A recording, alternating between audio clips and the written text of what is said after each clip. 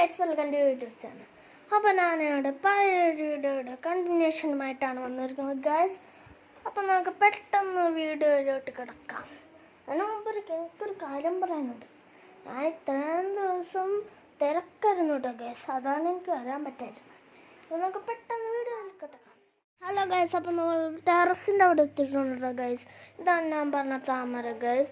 നല്ല light pink ഷെയ്ഡാണ് കേട്ടോ ഗൈസ്. പിന്നെ കുറച്ച് ഇതളുകളൊക്കെ ഉള്ളൂ, എന്നാലും നല്ല ഭംഗിയൊക്കെ ഉണ്ട്. കുറച്ച് ഇതളെങ്കിലും ഉള്ളതുകൊണ്ട് ഞാൻ താമര ആദ്യമായിട്ടാണ് കാണുന്നത്. അപ്പം ഞാനിത് ഒന്ന് ഫോട്ടോ ഒക്കെ എടുത്ത് വെച്ചിട്ടുണ്ടായിരുന്നു ഓരോ ദിവസത്തെ.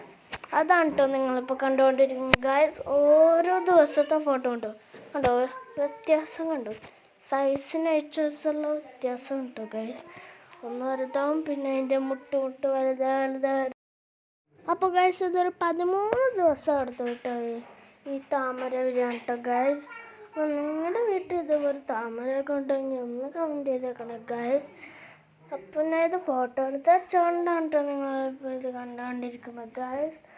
അപ്പോൾ നമുക്ക് ഇതേപോലത്തെ വീഡിയോ ആയിട്ട് ഇനി പിന്നെ വരാം കേട്ടോ ഗൈസ്. നല്ല അടിപൊളി താമരയല്ലേ, നമുക്കിനി പിന്നെ വരാം. Like, share, comment.